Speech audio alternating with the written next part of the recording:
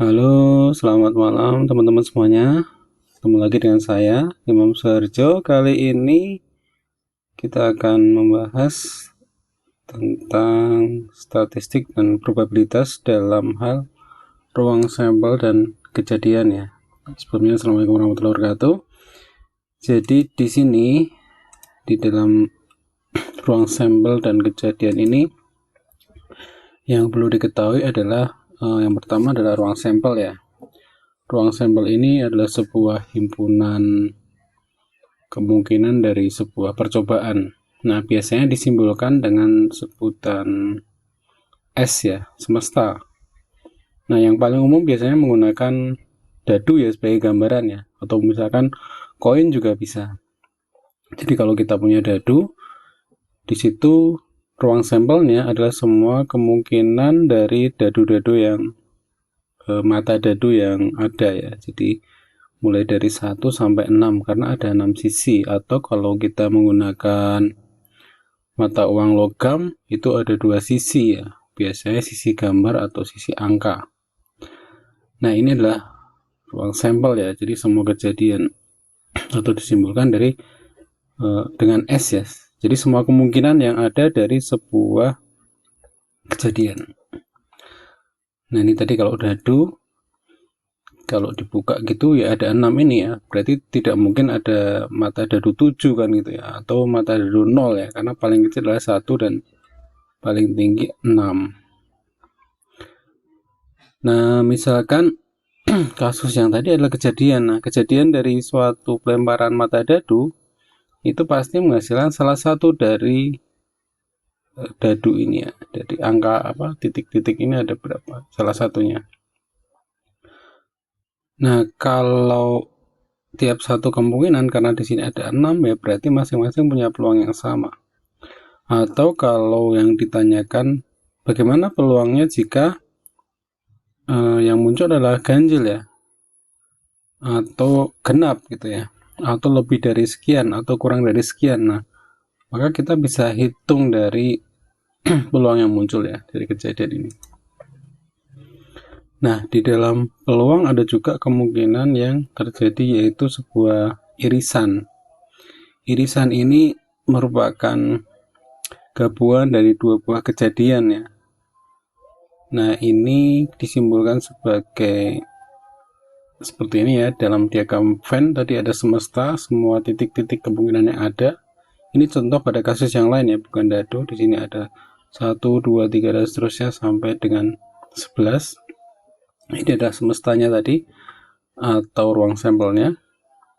Nah, kejadian di sini itu ada dua kemungkinan ya tadi ya. Bisa jadi dari dua buah himpunan ini ada P dan Q ya, itu memiliki kesamaan ya. Ada yang memiliki kesamaan, ini kita sebut sebagai irisan.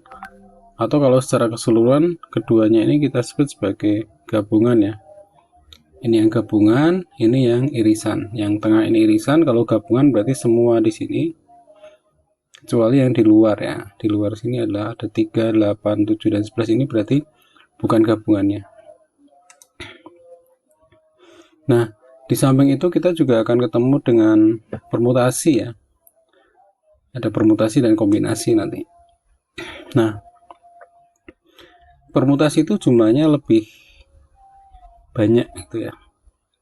Karena permutasi ini adalah penyusunan objek yang terdiri dari beberapa unsur yang mempertimbangkan urutannya. Jadi urutannya dipertimbangkan.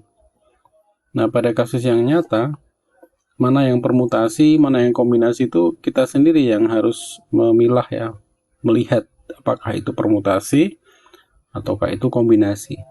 Nah, kalau kombinasi lebih sedikit. Permutasi itu lebih banyak daripada kombinasi. Nah, ini rumusnya. Nah, misalkan di sini kita ambil contoh ya. Permutasi ya 3,2 ya. Permutasi 3,2 berarti ini ada 3 diambil 2 gitu ya. Ada 3 diambil 2. Jadi pasangan 22 dari 3 itu. Misalkan ada ABC, maka pasangannya AB, AC, BA, BC, CAC, CB gitu ya. Nah, kalau permutasi itu tadi mempertimbangkan urutannya. Jadi kalau kita kelompokkan ya, antara A dan B ya, bisa A dulu, baru B dulu, B kemudian ya, atau B baru A, AC atau CA, BC atau CB. Nah, ini permutasi. Kalau permutasi ini dihitung sebagai pasangan sendiri. AB dan BA ini suatu yang beda. Misalkan dalam contoh kasus AB dan BA ya, misalkan di sini A-nya sebagai ketua, B-nya anggota. Kalau di sini misalkan B sebagai ketua, A-nya anggota. Ini sesuatu yang berbeda. Nah, sementara pada kasus kombinasi itu dianggap sesuatu yang sama, setara gitu ya. Jadi kalau misalkan ada AB, nah dibolak-balik sama. Atau misalkan ada ABC, BCA, itu dianggap sesuatu yang sama. Hanya melihat isinya itu ada siapa. Ini pada kasus kombinasi. Sehingga pada kasus misalkan permutasi 3,2, ini ada 6 pasang ini. Sementara untuk kasus kombinasi hanya ada 3.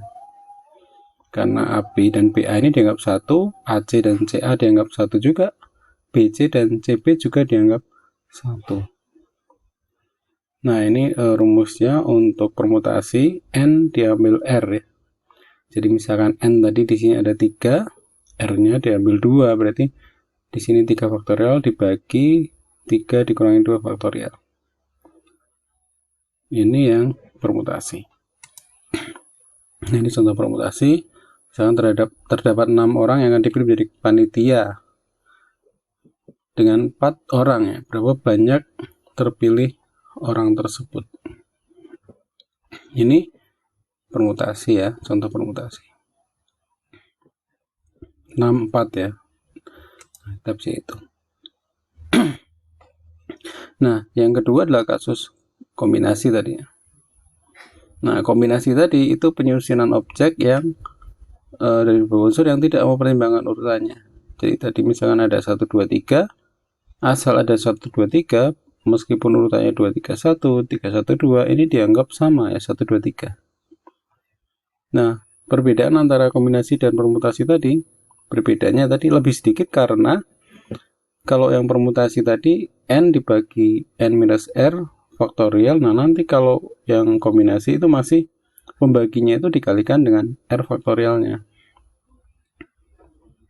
Ini yang kasus yang kombinasi ya tadi, sehingga untuk kasus kombinasi tadi di sini lebih sedikit. Di sini contohnya separuhnya, tapi tidak harus separuhnya ya. Untuk contoh di sini separuhnya. Kita bilang lebih sedikit saja ya, karena akan dibagi dengan R faktorialnya. Nah, seperti itu. Ini contoh kombinasi. Terdapat 6 orang yang dipilih sebagai panitia dengan jumlah 4 orang. Nah, berapa banyak cara terpilih orang-orang tersebut ya? Nah, ini menjadi panitia 4 orang. Nah, cara yang memungkinkan ada berapa? Karena komponennya siapa saja gitu ya, tidak mempertimbangkan si A, si B, si C itu sebagai apa, maka ini adalah kasus kombinasi. Sehingga di sini N-nya sama dengan 6, karena ada 6 orang, diambil 4 ya, 6,4. Atau kombinasi 6,4. Nah, ini kita bisa hitung. Nah, terus ini contoh yang lain ya. Jadi misalkan di sini ya, dari satu kelompok terdapat juri. Satu kelompok juri terdiri dari ada 4 orang ahli mesin dan 3 orang ahli informatika. Nah, juri ini dikelompokkan lagi ya. Berapa tim juri yang dibentuk ya? Jika anggota tim jurinya itu adalah 2 orang dari informatika dan 1 orang dari mesin. Nah, sekali lagi ini tidak ada peran ya, si A jadi apa, si B jadi apa. Nah, pada kasus di sini ini ada contoh kasus permutasi apa kombinasi ya. Ini ada 2 ya. Di sini ada berapa banyak tim juri yang dibentuk yang terdiri dari 2 orang ahli informatika dan 1 orang mesin. Ahli informatika dan 1 orang ahli mesin. Jadi di sini selain kombinasi dan permutasi ada penggabungan juga dengan kata dan. Nah, sekali lagi karena di sini tidak ada peran juri itu tadi siapa ketua, siapa anggota, Sehingga misalkan jurinya tadi sama-sama M1 sama juri M2, maka itu dianggap dibolak-balik itu sama, sehingga ini adalah kasus kombinasi. Jadi di sini ahli informatika itu informatikanya ada 3 orang, diambil 2 maka 3,2. Ahli mesinnya ada 4 orang, diambil 1 berarti 4,1. Terus kita kalikan, karena kombinasi dari pasangan yang depan ini sama belakang ini bisa ditukar-tukar ya, atau bisa dipasang-pasangkan gitu ya, sehingga ini kita kalikan ya, bukan dijumlahkan. Nah, ini contoh kasus yang lain, misalkan dari kelompok yang sama tadi itu di sini berbedanya adalah misalkan di sini tim juri tadi ada yang perannya ya. Jadi 2 orang ini berperan, satu sebagai ketua, satu sebagai anggota. Nah, untuk yang seperti ini adalah kasus permutasi. Sementara yang belakang ini, karena ini hanya ada 1 ya, nah ini kita kasus kombinasi ya, karena 1 orang saja. Ini sama ya, jadi permutasi 3,2 terus kombinasi 4 diambil 1. Nah ini kita bisa hitung seperti ini.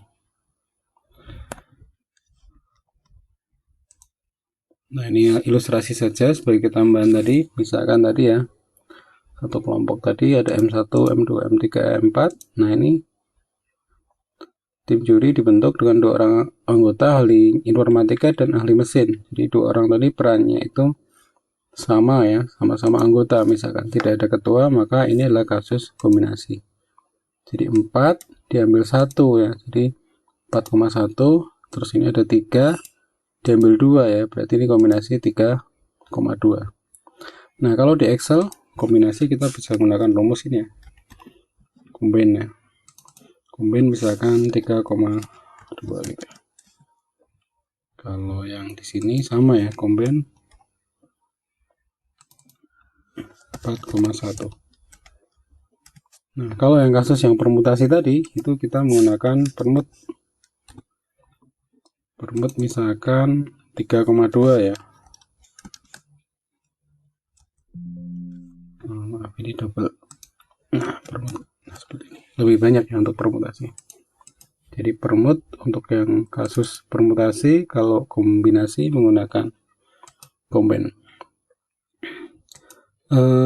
Itu ya teman-teman, sebagai gambaran mungkin bisa menambah pengetahuan, dan silakan dipelajari materinya, dan sampai ketemu lagi di materi berikutnya. Assalamualaikum warahmatullahi wabarakatuh.